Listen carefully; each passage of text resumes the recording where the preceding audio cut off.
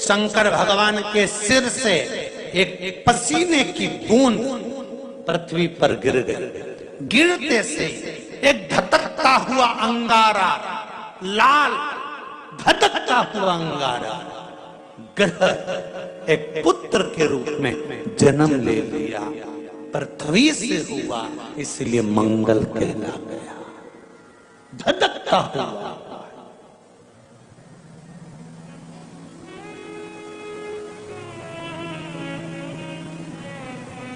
पर अंधकासुर अभी नहीं मरा।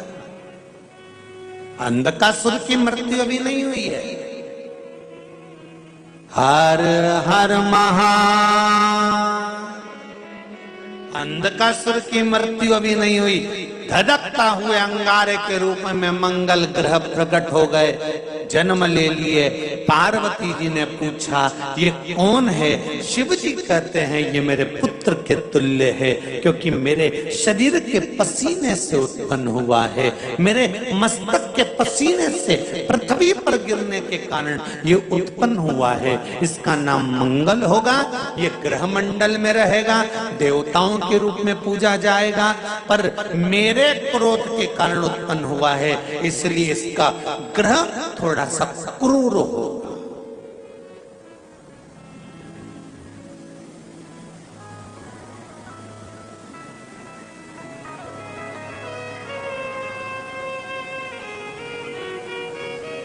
एक बात बहुत ध्यान से सुनिएगा। विवाह, शादी, संतान प्राप्ति,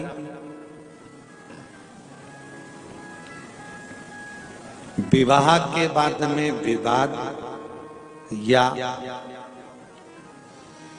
किसी नए कार्य के लिए आगे बढ़ रहे हैं और उसमें अड़चन आ रही है, तो एक बार किसी ज्योतिषाचार्य के पास जाकर पूछना, वो बता देगा या तो मंगल या शनि कुछ ना कुछ, कोई ना कोई क्रूर ग्रह तकलीफ दे रहा होगा।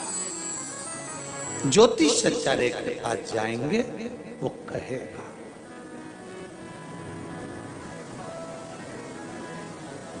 जितने भी ग्रह हैं, चाहे राहु हो, केतु हो, मंगल हो, शनि हो, बुध हो, भौम हो, सूर्य हो, ये सारे जो ग्रह हैं ये शंकर भगवान के शिवलिंग के पास में विराजमान है। शिवलिंग के पास में विराजमान। कभी मौका मिल जाए, विवाह शादी में देरी हो रही हो, या कोई नया कार्य चालू कर रहे हो उसमें देरी हो रही हो, या कोई सर्विस के लिए, नौकरी के लिए जा रहे हो और वो कार्य नहीं हो रहा हो, तो एक धतूरा, केवल एक धतूरा, उस धतूरे को फोड़कर उसके अंदर का फल निकालकर उस फल को शिवलिंग पर चढ़ाकर एक लोटा जल शंकर भगवान को समर्पित कर आइए। दिन होना चाहिए मंगलवार।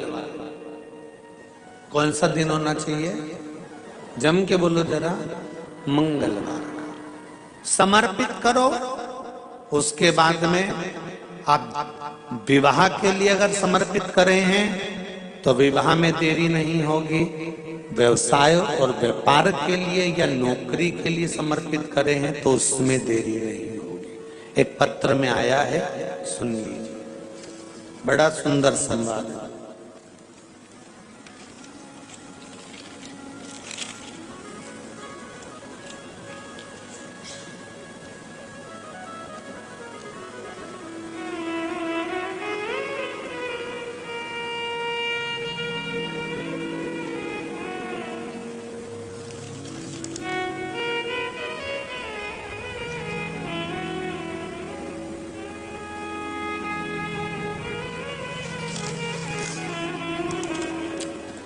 Shri D Sarika D Shankar, संगार Reddy, Telangana. कहीं बैठे हैं? आप ही हैं? दोनों हाथ हिला दो एक बार। श्री शिवाय नमस्तुभ्यम। आपने पत्र में लिखा है, गुरुजी चरणों को कोटि कोटि प्रणाम। शिव महापुराण की कथा की महिमा।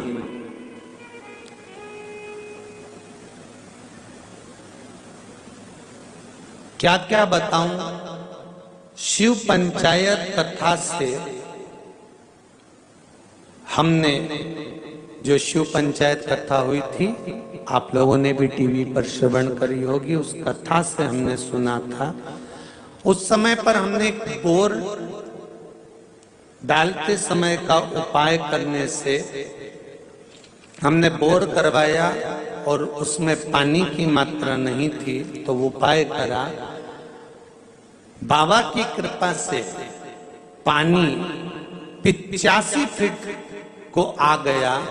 5 बेलपत्र पानी के तांबे के लोटे का डालकर धतूरे वाला प्रयोग का स्मरण किया और शिव की कृपा से वो जल 85 फीट पर अच्छा मीठा जल प्राप्त हो गया। ये शिव की कृपा है। बैठिए रेड्डी जी, बैठिए। हर हर महादेव। श्री डी सारिका, डी शंकर, संगार रेड्डी, तेलंगाना से।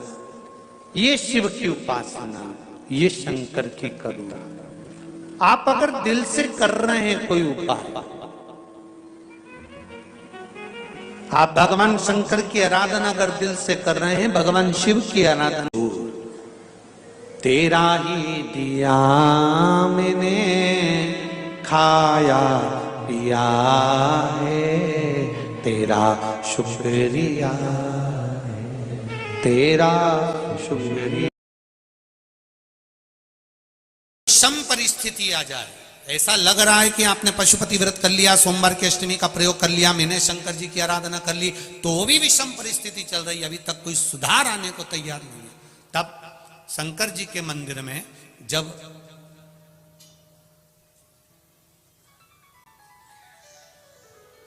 बेलपत्र चढ़ाने के लिए आप जाएं, तब प्रयास करिएगा कि बेलपत्र को, अशोक सुंदरी का स्थान सबको मालूम है ना?